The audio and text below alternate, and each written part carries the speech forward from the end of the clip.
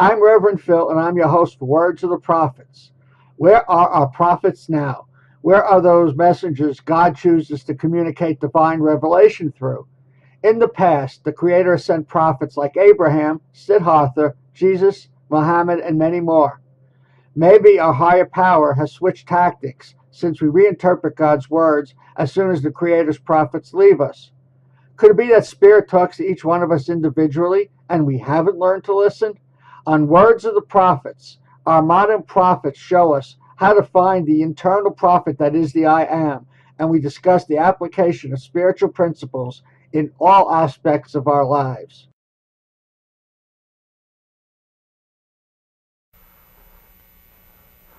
Love and light, everybody. I'm Reverend Phil, and I'm your host for Words of the Prophets. Those of you who didn't tune in last week, shame on you. But I'm out from behind the desk just for one more show. So here I am in all my glory. Anyway, I have a distinguished panel here with me. What we started last week was a look at the present and future of congregational ministries, and we're not going to even try to catch up what we talked about last week, so you're just going to have to catch it in reruns. But we are going to look a little bit more about the present. We are going to talk a little bit more about the future. So before we get that started, I just want to introduce my panel here, my guest. Sitting to my right is Rabbi Marvin Schwab, who is from Temple Beth Shalom. Sitting next to him is Chris Grissom, who is from the Light Institute of Galisteo, the Sanctuary of Light. And she's waiting for me to do this wrong. It's Reverend Brendelin from Unity Santa Fe up on the hill overlooking 599. Sitting next to her is Father Murphy, who is from St. Bede's here in town. And last but not least is Bishop Dan Garin, who is from the, I always got to read this because I can never hold this all in my head at one time, the Independent Catholic Apostolic Church of Antioch. Thank you. Thank you all. Want to just get right into the topic because last week we had a little introduction for everybody, but I don't want to take up all that time today. I want to keep where we were last week was we were looking at how ideology and how the institutions of religion respond to the changes in ideology and the impact that it has on congregational attendance. So I don't know. I mean, one of the things that I think I want to tie that in a little bit because I've talked about this with Father Murphy on occasion, and we may have done it on the air. How much of congregational ministry is, and I don't want to use the term insultingly, but how much is a cult of personality? That depending upon the person who's the head of that congregation is where and how much those people are going to show up, how much they're going to participate, what direction it moves in.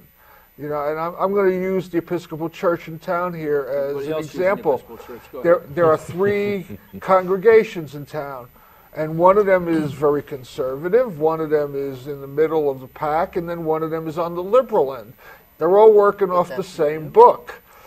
How does that impact the present of congregational ministry? Are people unsure of what product they're going to get, so to speak? Or well, I think some of this, using the Episcopal Church, goes to what we were talking about last week, and that is there's something deeper being implied when people will pick a particular congregation. True, there is a personality issue around the leader. There's no doubt about that. We'd all, I think, ideally like to say that it doesn't happen, but the personality does affect the congregation or the community. But I think there's a deeper reality here, and that is how the tradition of religiosity and spirituality within that denomination speaks to the individual. And someone may approach Anglicanism from a very conservative base and find a home in a conservative church where one can understand the same text and the same narratives in a more liberal way and find a more liberal way. But both entities are expressing and living out the tradition as they understand it. Tradition for us in the Episcopal Church, by the way, is one of our is a core one of our core structures. Let's say we call it the triple-legged stool of Scripture, tradition, and reason. So I think that's it more than anything else. And it's also, I'll leave it at that. Well, we talked about last week was being an open congregation. Is that true of the other Episcopal churches in town? I can't speak for them, and they would attract a cross-section of the Episcopal Anglican community in a similar way to us, maybe a more conservative or a more middle of the road versus the more liberal posture that St. Bede's has. So I could probably answer that glibly, but again, if we're going for that deeper dynamic, I think you would find a cross-section in the other places as well. Or, we're right and they're wrong. So you can leave it at that. When you say cross-section, is that an intentional pun? Leave it to the ribeye. One of the other things I wanted to let me do a little explanation here. All of you were chosen for a purpose and a reason, besides the fact that I love you all. Because each one of you, I believe, some of you are traditional and some of you are non-traditional, and some of you approach this whole concept of the congregation and ministry slightly differently. And I wanted to get that cross-section. So the bishop, you started talking about it last week, you don't have your own structure. You rent a place for services. Father Murphy has his own building and is a more traditional structure. Reverend B has a structure, but also, and the folks who are listening to my show over the course of some time hear me making an announcement. You seem to be very events-oriented, and part of that is obviously part of the mission of the church, but part of it is also, I'm assuming, in some form or another, some financial support for the church as well. Chris, you have yours out in Galisteo, and like you talked about, it's a worldwide congregation. And you, Rabbi, is again more of a traditional congregation, similar to Father Murphy's. So I wanted to get that cross-section talking about what's happening today and where we're going in the future. And one of the things we talked about was money, and I'm just going to throw out a couple more statistics. You were talking about money the last show, and I found these fascinating when I got them. The operating budgets, the average 1999 operating budget at a Christian church is 5% greater than in 1998, 34% higher than in 1992, and 59% above that of 1987. Adjusted for inflation, the increase since 1992 is significant 14% in real dollars. And then on the other side of it, on average, pastors are earning about 12% less today, which was 1999, in real dollars than they were at the beginning of the decade. So, boy, am I glad I'm a rabbi. I guess the question I got to ask is, how much is raising money impacting the work that you all do? How much has your focus changed because of the money? And a theoretical question is, if we're not raising as much money and we're paying the pastors less and it's costing more for them to live, are we chasing people away who could be doing the service, who could be, filling in, coming in as the next generation of clergy? And so, I'm just throwing that out there. And anybody I can speak for the Episcopal Church, quite frankly. Yes, we are losing people coming into the ministry because of the economics. There's no question about it. I think in the next few years, you'll see a similar reality with us that you're seeing now in the Catholic Church, in Roman Catholic Church, but for different reasons. There will be a shortage of clergy, but I think people are taking a second look at it. I think it's not just the money that's paid; it's the commitment that's required in terms of our own time, the sacrifice of family time. Sometimes there's a sense of lack of appreciation of what we do. One of my teachers said, "You will always be resented because you eat at the public trough." It's an interesting image, but there is that, and I think that for us, the fundraising efforts have become more critical and more to the fore with the economy the way it is. People are not able to support the synagogue the way they had, say, 3 years ago, and we're feeling that. As the economy begins to pick up, hopefully things will come back to where they were, so that the emphasis on money is not so important. But there's this other side, which is, for instance, we had 2 years ago in the summer a very severe thunderstorm. And the ark where the Torahs are kept, those are the 5 books of Moses as scrolls, was flooded.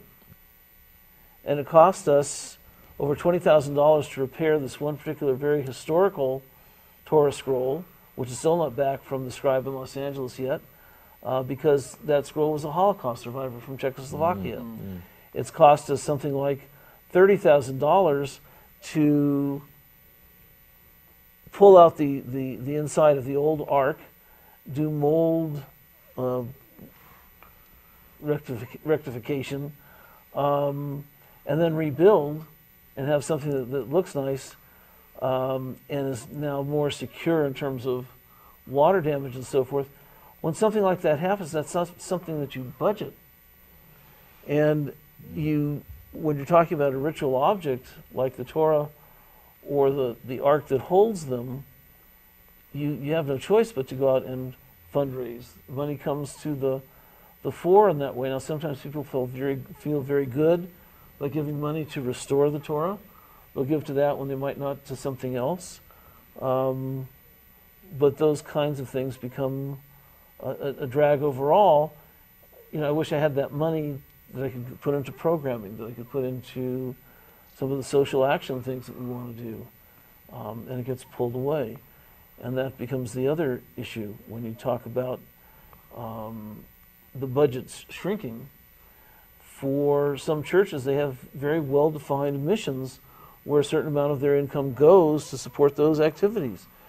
St. Bede's, for instance, has the home building in Juarez. Mm-hmm. And how can you continue to do that when you're struggling to survive? That's right. And it makes it very difficult, and I just think of the wisdom of King Solomon. Cut the baby in half. I was recently talking to some retired clergy in our tradition, and they were telling me never has it been so advantageous to be retired, because you can go back to work part-time without it affecting your pension. And more churches are now coming along and looking for part-time retired clergy than they might have been 5 or 10 years ago. As permanent clergy, I mean, taking the place of what you'd be doing? I think until things get better. I think until things, the economy improves, budgets. But I want you to think about that image. Cutting the baby in half? Yeah, right. Father, can you come over? My husband is dying, and I'd like you to give him last rites. Oh, I'm sorry, I've put in my 20 hours this week. Yeah. Sure, part-time. That won't happen. Well, that wouldn't happen. That wouldn't. I've done part-time ministry, and there ain't no such thing. Yeah, I started out in part-time, and it was like, there's no such thing. But you were asking about, Unity, we have events. And yes, income, they generate some income, and that's very helpful. But our mission is to raise consciousness, transform lives, heal the planet, one person at a time, beginning with me. And so by bringing in other people who raise consciousness, transform lives, heal the planet, those events fulfill our mission, and they really help financially. But we literally had to let go of a position last year. The person who used to do all the events, 2 years ago, we lost that position. Thank you. So it's made a big difference in us being able to do the events, because now we're totally relying on volunteers. To line up your guests or your movies or whatever. Okay. Mm-hmm. I've got a bishop. You don't have your own house. Well, you rent the house, so to speak, for Sundays. Yeah. And I could see that being a financial plus. Is it also a congregational negative? I mean, if people don't know where to find you? We've noticed the drop in our collections. We don't put a lot of emphasis. Richard Gundry, who's our retired archbishop, when people come up and they say, you know, we'd like to join your church, he's a very practical guy. He says, look, we don't sign you up. If you like us, come. If you come, give money. And, you know, we're worker priests, so we don't get paid for any of these things. And we do it because we love to do it. But I know the difference, having been a Roman, you know, Jesuit for 17 years, I was a lot freer. I could do all kinds of things, go all kinds of places, be available when, you know, as a person with children, I can't do that. As a person who has a job as well as my responsibilities as a priest and bishop, there are just some things I can't do because I'm not there.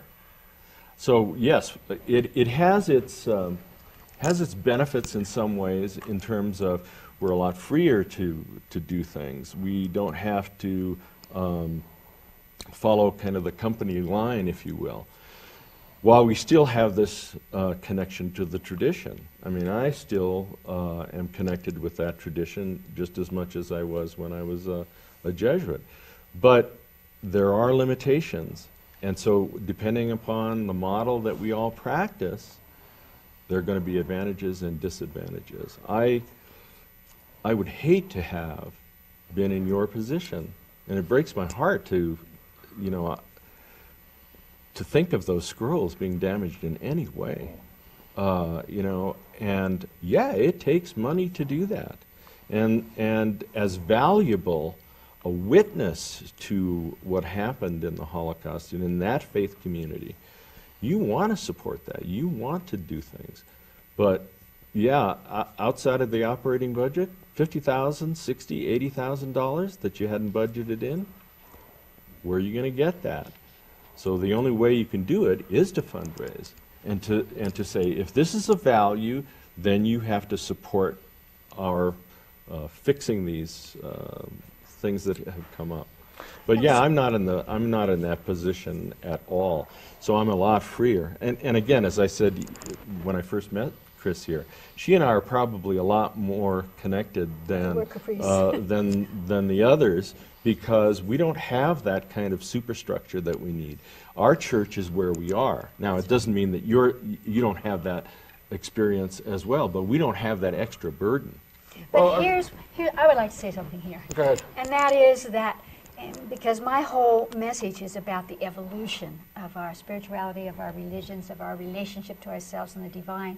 And we as spiritual religious leaders, we can affect that, because we have allowed people to have the concept that having money is bad, that a lot of negativity about money. And so if we need money, we need to teach people the power of giving. We need to change our relationship to money, because as what's happening in the economy right now, everyone is holding on to their money. Yeah. And one of the things that I know about the laws of energy, if you hold on to it, it will disintegrate. It cannot heal, it cannot make you happy, it cannot move and change the world.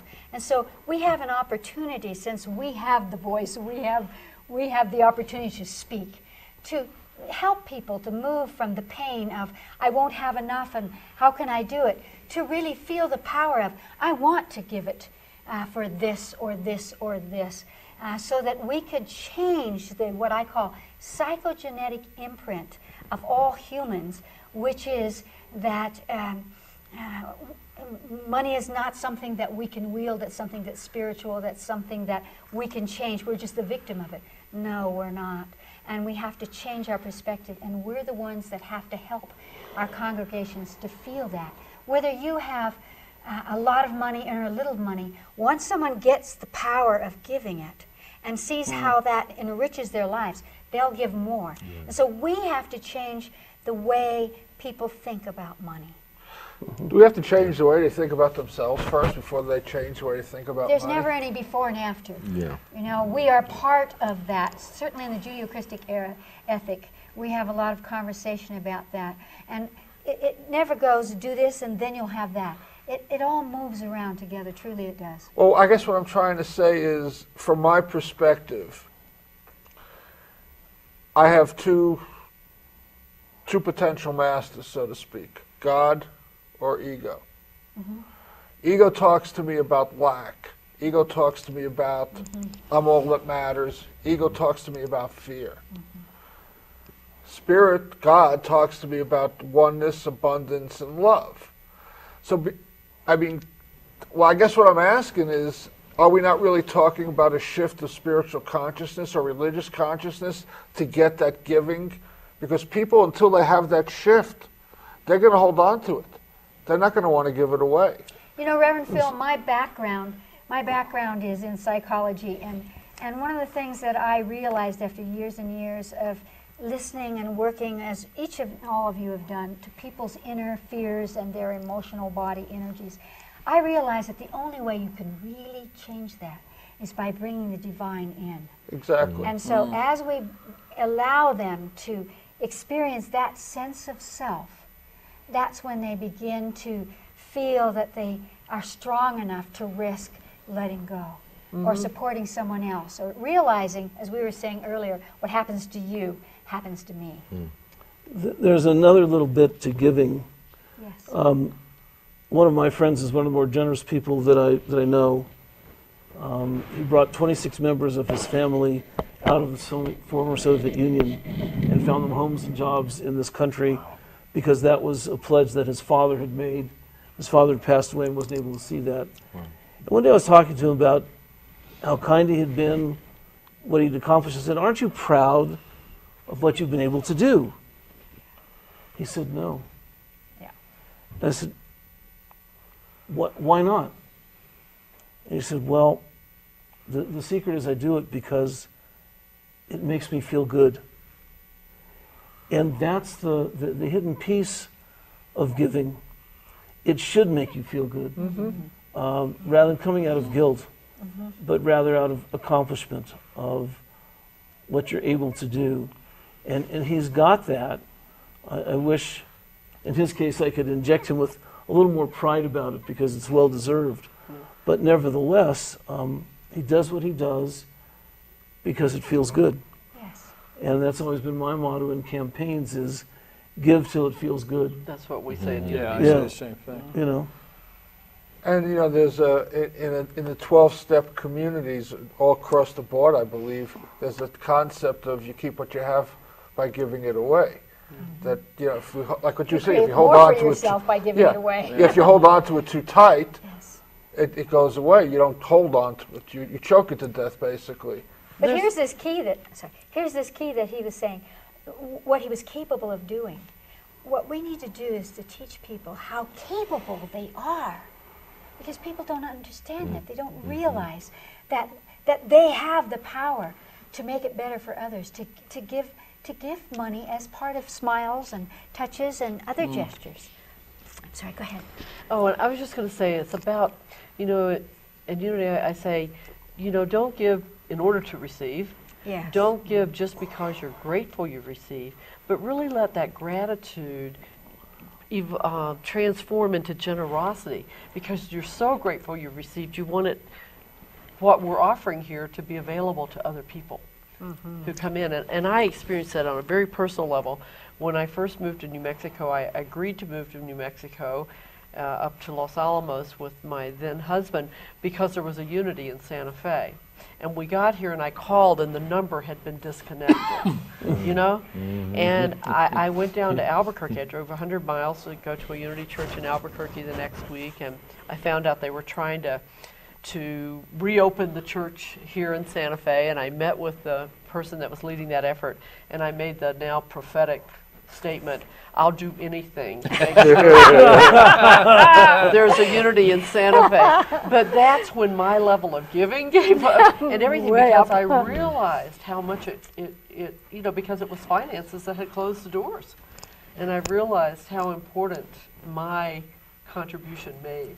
Well, that, on a whole level. that feeling, that good feeling, is a person's goodness. You know, I'm a massage therapist. That's my A man of my many thing. talents. Wow. So I'm up at the Good Bishop's Lodge. I tell them I'm the bishop at the Bishop's Lodge.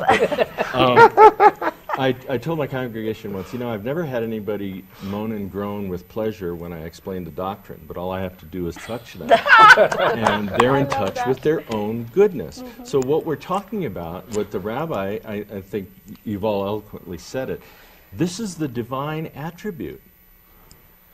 God of all feels its own goodness. And of its own goodness, it wants to give. And it gives, and we call that creation, and we call it grace, we call it whatever.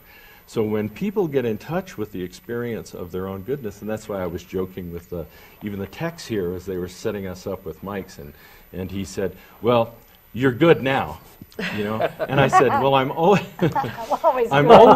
It's whether my mic was working. So this is what we also need to help emerge. I mean, that's the magic that we all are involved with, right? The divine call is that we recognize this desire to serve, and we express, and what we want to do is literally go out into the world and into our congregations and go, yes.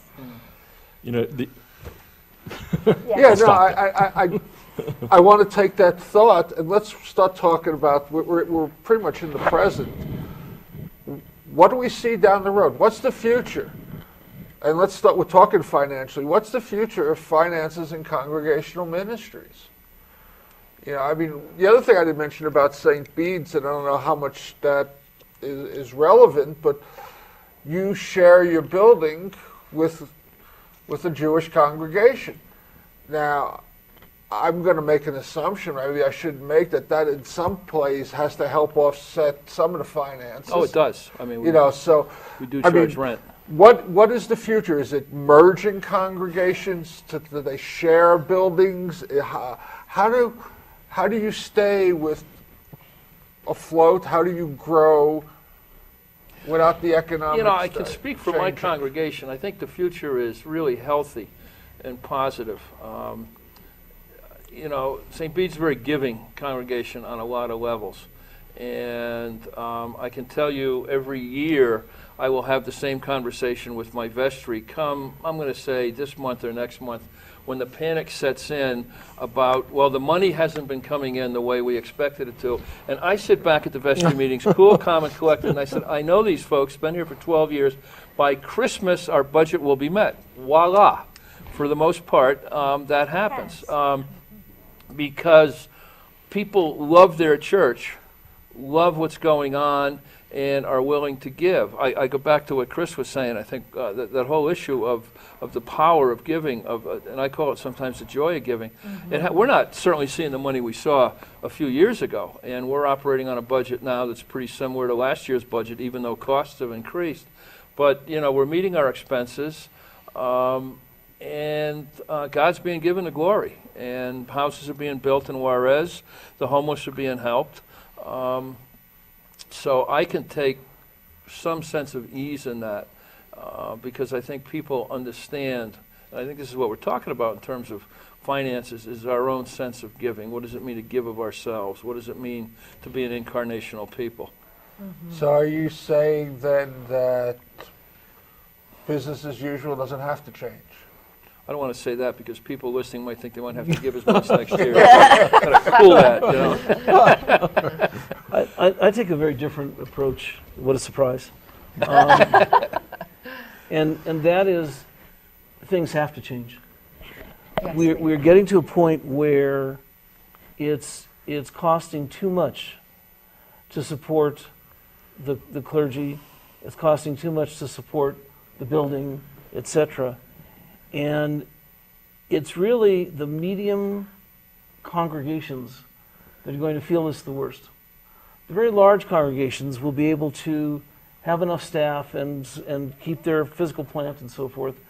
But the very large congregations are the corporate congregations, as they're known by the Alban Institute, where you're not going to get the intimate experience of community.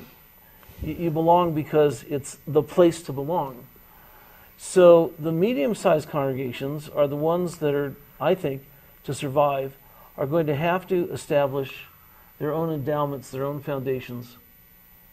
And we're at a point where I think the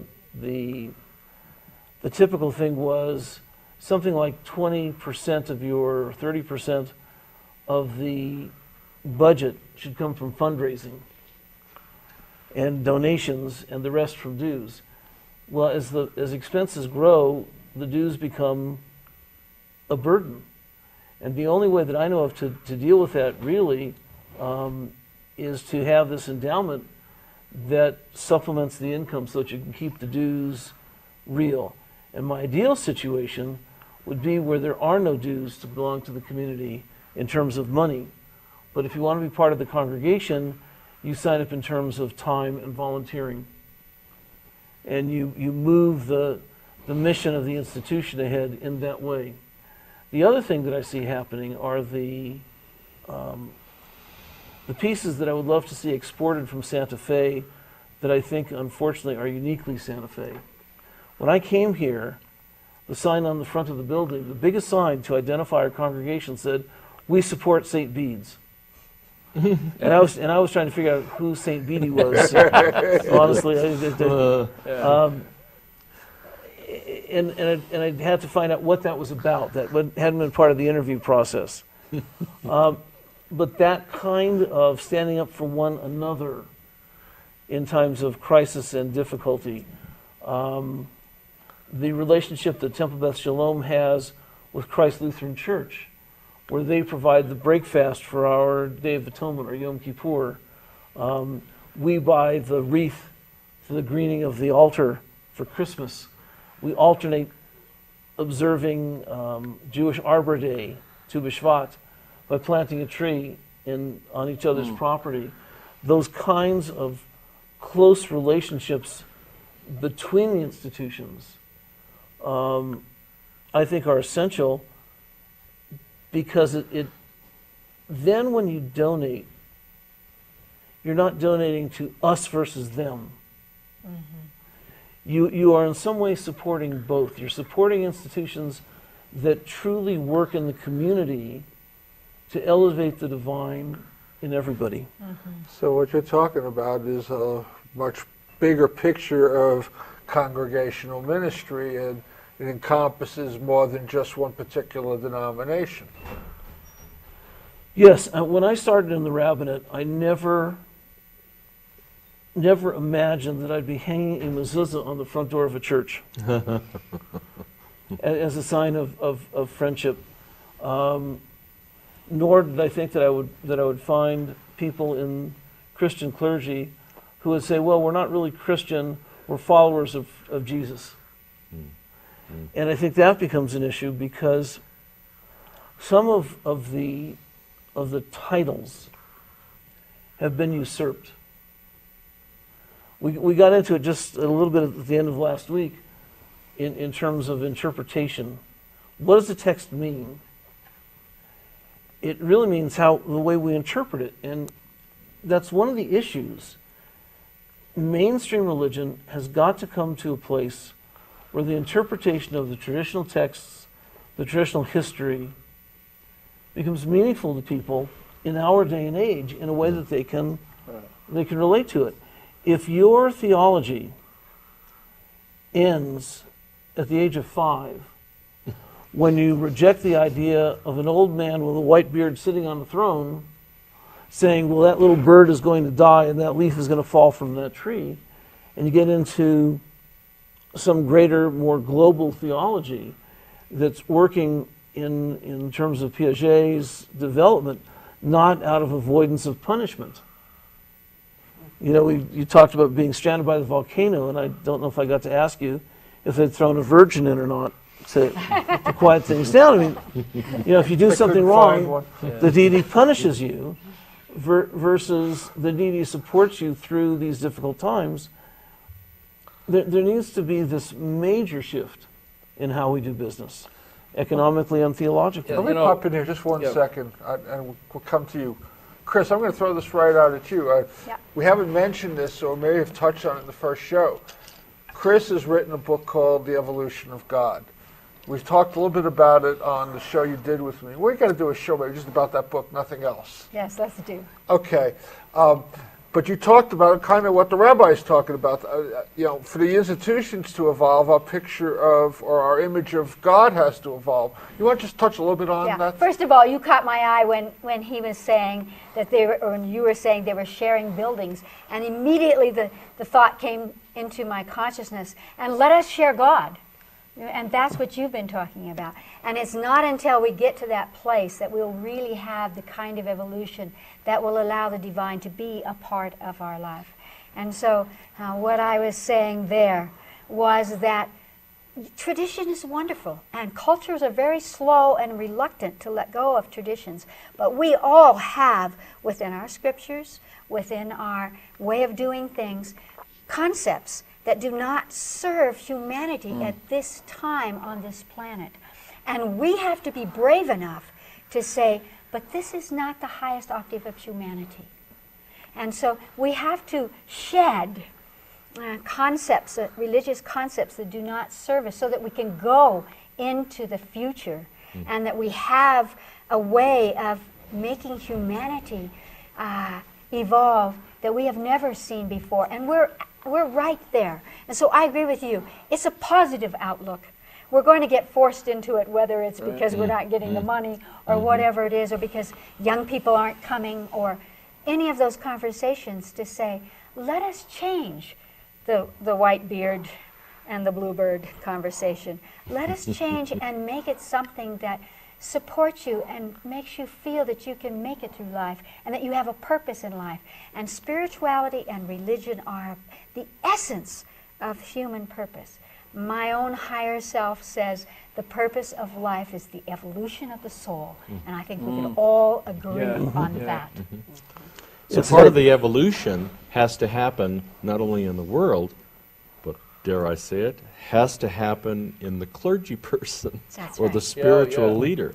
That's so, right. So our concepts of what God is, hopefully, evolves. I mean, I look at my parents much differently from when I was 3 years old. The amount of respect and the filling out of all of the frequencies of love that I have for them, and how my interaction with them and their living within me goes out in ripples all over. Yes, and in terms of evolution, I can't think of the last time I stoned an adulteress to death, so. Well, good for you. I'm sorry. Let me throw my stone in there.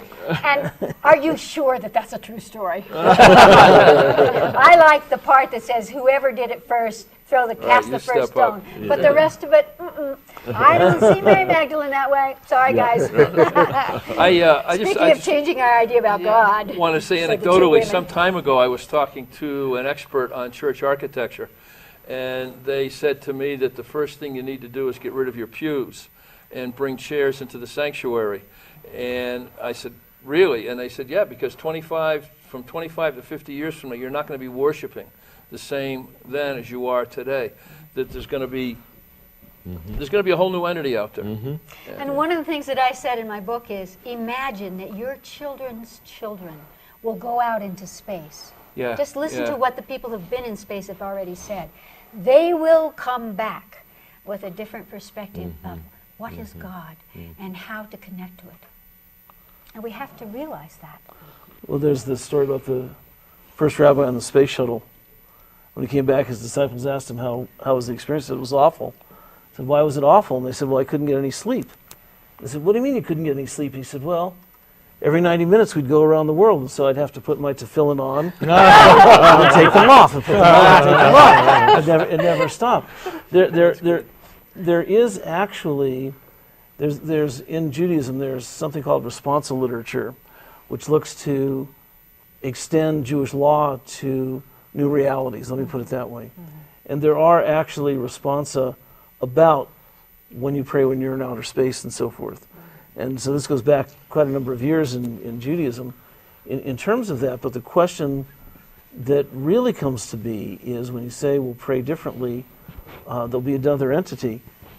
My question is, what will that be? Because we've gone from 2,000 years ago, we were sacrificing little animals as our way to commune with God.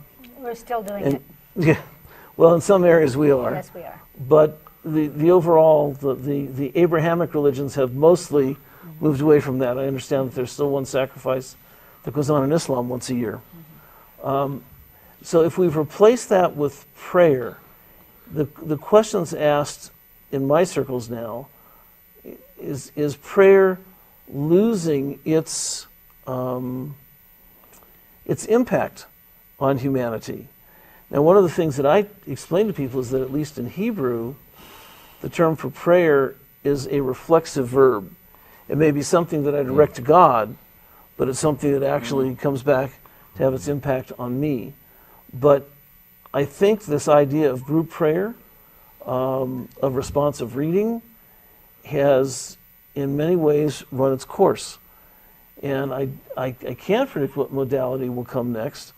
There are those who would say, well, it's the moral and ethical acts, the social action, the moving into that role of God's presence in the world, clothing the naked, feeding the hungry, housing the homeless. And that will be where people will draw on their spirituality, and in your parlance of recognizing thereby the divine. You know, you say something there that just makes me beam with joy, and that is that one of the things that I say in that, or I don't say, so somebody says up there, is that prayer needs to change, and this is what we've been talking about in terms of congregation, from, oh God, give it to me. That's the buying and selling. Right. Give it to me, make my kid live. I remember doing that one time. I wore Jesuits robes to get my mother to survive. And did I ever learn a lesson on that one? And instead, what would it be like if we prayed for the divine? If we said, may the divine evolve, may the divine touch us all. What if we prayed for God instead of praying to God that give us what we want? Well, yeah, because God is what we want. God doesn't have what we want. Exactly. Right. Beautifully said. Right. Beautifully said. And so what it will become depends on how we are willing to prepare to let, not for something in the future, but to every day find a deeper truth, to move deeper and deeper into that connection that we have within ourselves and with each other. And that necessitates, as you were talking about, that beautiful willingness to explore what speaks to us today and what needs to speak to us, and how can we, as religious leaders, guide people to find it in themselves and to have them feel that it belongs to them, that we're not preaching at them, but that it belongs to them. And that's a new kind of congregation. Pardon me, go ahead. Well, I was talking to one of our next generation Unity young men. He's in his 20s, and he aspires to be a Unity minister. So I asked him, what's it going to be like when you're a minister, And he said, he really sees where it's not going to be a matter of somebody up there telling us what to do, but there's going to be more interaction and more,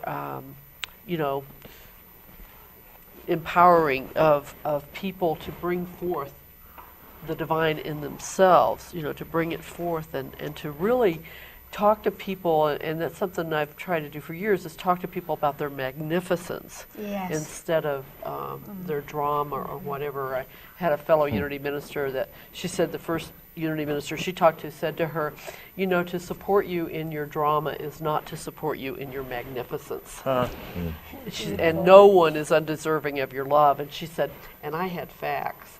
And we all have facts, but the point of it is we are magnificent beings, and to call it forth. And how we express that template. That's it, how we express that template. Let me pop in here just for a second. I love what you're saying, but I want to go back to two things. No, it's I'm sorry? on track. No, we're definitely on track. Oh, good. It's two things. We talked about in last week's show the need for, quote, the master, that was a necessity. So I guess my definition of any religion, theology, spiritual practice, is to take the uninitiated and get them initiated. And then at some point that initiation gets them to a place where they are more oneness with the divine and are not necessarily bound by what they were initiated through. Yeah. So how do we hold that balance? And in a future congregation where you have a congregation that is having structures, relying upon finances, which mean either a small amount of very rich people or a whole lot of people who are willing to give something to keep this thing going. How do we balance those? Can we balance those? Do we even believe what I just said is factual? It's being open to new models. And I didn't think I was going to talk about this here today, but for years now I've been talking about how we certainly in the Western religions, need to have a Copernican Revolution. You remember 450 years ago, Galileo and Copernicus got our consciousness to move from being Earth-centered to being beyond the Earth. In terms of our spirituality, in terms of our experience, we need to get off this planet. And the reason why we need to get off this planet is you get a mile up in the air, and I'm not looking all that big. You get 7,000 miles, you get 30,000 miles away. The planet itself begins to shrink. And then what you notice is that it is a part of some magnificence. The magnificence of the solar system is wonderful, but the magnificence of a galaxy is incredible. And the magnificence of millions of galaxies within a local group is totally mind-blowing, and that's what we need to do. That's why mysticism is one of the most important aspects. You were talking about prayer. Mysticism is the big secret that nobody shares. You know, and most of these great mystics in whatever tradition had to let go. They had to let go of who they thought they were and the context within which they lived. The Buddha says, essentially, all suffering comes from attachment, and the attachment is to something that is unreal. The attachment is to something that is small. And you talk about magnificence. If you get out into the galaxies and you look around, all you have to do, you don't even have to do that. Go to the website for the Space Telescope and look out there. You know, you have a window that will rip your consciousness apart. And in that ripping apart, the formation of this new being occurs, just like a butterfly coming out of a chrysalis. You know, someone asked me, do you know really what happens inside the chrysalis? And I said, no. She says, you totally liquefy. Turns to goo. Yeah, you lose all form. And you become that place which is evolution, open to move from one form to the other. The traditions are great, but there are so many more traditions waiting for us. I have no idea what that is. And when I come into the priesthood, when I get up there at the altar and I do this thing that has been done, you know, for thousands of years, there's an opportunity for me to experience something that my mind has absolutely no idea about what's going on.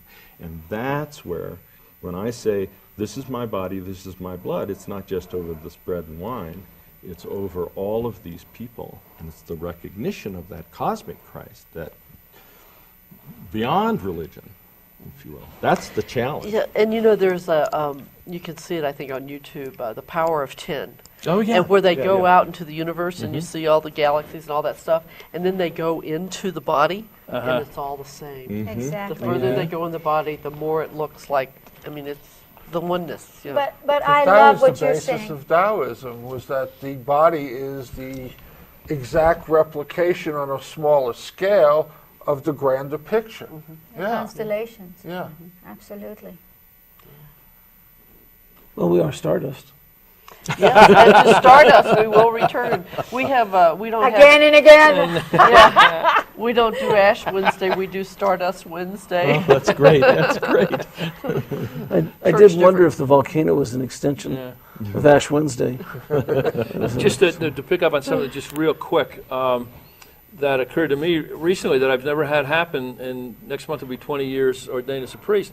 I got a call from a church in another tradition here in this city that's in a search for a pastor. The chair of the search committee called me, and they were calling other faith community leaders around the city.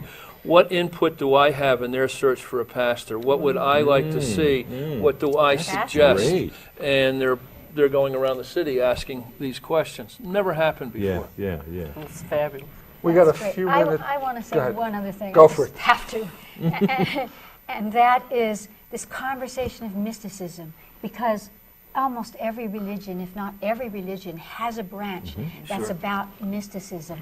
And I think what you've brought up is so important, and it's something that's the basis of our work.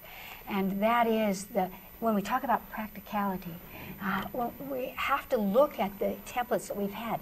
If you can raise the dead, what else can you do? If you can break the bread, what else can you do? If you can call the rain like the Hopis do, what else can you do? And I've started a program with that, and I've been teaching it to children for years. In very simple terms, if there is a drought over there, we can send our consciousness and change that drought. That allows us to feel the divine in us. Yeah. Not that we're special, not that we're powerful, but somehow we're connected to nature. So we have to be good, and we have to be part of our earth and our cosmos. And the more that we do, that we use the mysticism, the more that we say, what would happen if we could break the bread? You know, that's another way of taking care of the hungry. And people always think, oh, we couldn't do that. I had that experience once. I shouldn't say that on television, but I had that experience once. And I know that all humans are capable of miracles that we never related to ourselves. Absolutely. And that's what time it is, and that's what will change our congregations. And the way we see God is when we practice walking in that way, living in that way, and expand ourselves to include the possibility that we could perform miracles, and that the mysticism is the essence and the purpose of our lives. So You'll I love just had this. to say that. I had scribbled in my notes on a lesson the other day that said, it wasn't a miracle. He just loved one fish enough. Oh, great. That's beautiful. that's Just right. loved one fish. Yeah. Well, what is a miracle anyway? Yeah. It's just something we haven't tried yet. That's all it is. It's Yeah, time one to of the- try. You know, when I was talking before about the function of any theology or philosophy or spirituality is to initiate. And it's not in the Tao Te Ching, but I think it's in the Taoist text that the greatest master is not the one with the most students. The greatest master is the one who creates the most masters. So, I mean, it's about getting out of that numbers game that we need all these people in order for us to survive. You know, and I'm running out of time because I just was wondering, are there directions we can be moving in, like cyber ministry? And I don't know if that defeats the purpose or helps the purpose. I don't know how to use an iPod.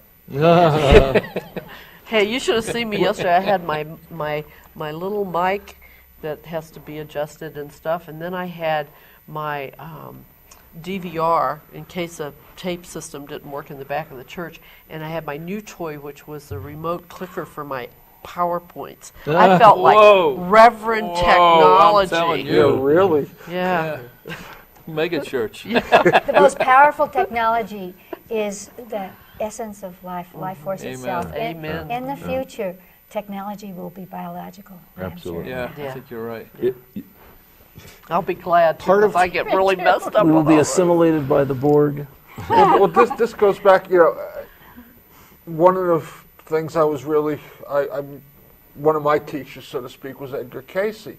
And you talk about the technology being human. I mean, he talks about that in terms of how some of these things were going on 10, 12,000 years ago, was about how we built pyramids, that the pyramids are outdated, you know, that they're dated longer than what Egyptologists talk about and such, you know, and it's about getting back to that connection. And there's an interesting concept, which we're not going to have time for. They just flashed us 5 minutes, so we're going to have to wrap this, but the cycle of ages, which says as we get closer to the center of our galaxy, as our solar system rotates, the more we get in touch with that energy, that opens us up and becomes more of oneness. So maybe that's another show we'll all have to do. But I want to just cut it here for a quick second. I want to just we're not going to have time to do a full closing, but I want to thank everybody for listening. Couple of quick things. The gentleman you were talking about, Don McAvinci, Yes, is the that's one what it is. who, Thanks. he's going to be our next week's guest. He's going to, I'm not sure how we're going to do it, but we're going to have him and Gandhi here at the same time. He does it. He's Yes. able to do it. And so tune in for that next week. If I could be of any help to you, my information for contact is flashing on the screen. If you like what you heard from any one or all of these people, their contact information is on the screen. If you have not gotten it, contact me, and I will be happy to give you a contact for all of them. So quick parting thought. One of you, all of you, we've got about 3 I was minutes. just really quick going to say that I think the future of religion is exciting simply because of what occurs in contexts like this, interfaith dialogue and interfaith relationships. This is where the future is, makes it exciting. When I made the decision to become a rabbi, a coworker of mine came to me and said, "I'm really worried about your soul. It's going to burn in hell forever." And I said to him, "The real tragedy here is that in your vision of heaven, there's no room for me. But I assure you that in my vision of heaven, there's room for you." I think that becomes the critical element, that we make room for each other in whatever is to follow this. Emanuel Swedenborg used to say, hell is a place with limitations, heaven is a place without limitations. And Think it's of the right here, cosmos. right now. Right here, right now. Depends on where we are and where our head is at. Our I can be in hell or I can be in heaven. It's my choice. Right. Yes. I think we're almost out of time. Or you could expand your perception of heaven. Yes, definitely. So it's So, that wonderful vision of heaven and hell, where in heaven everyone is well fed and happy, and in hell they're starving. And the difference is that in heaven they feed each other, Right. and in hell they try only to feed themselves. Thank you. That's great. and I think we're just about out of time. So I want to thank you all for watching, and hopefully that you, I don't know what's the word I'm looking for. You were stimulated. Something has been triggered inside of you, and you're opening yourself up to possibilities. The possibilities are infinite. The only limitation to those possibilities are the ones you impose upon them and on yourself. So Stop it. Stop it, exactly. And if you want to learn how to stop it, you got 5 great people here who will help you do that. So Rabbi, thank you. Chris, thank you. Reverend BB, thank you. I had to do that. Father, thank you. And Bishop, thank you.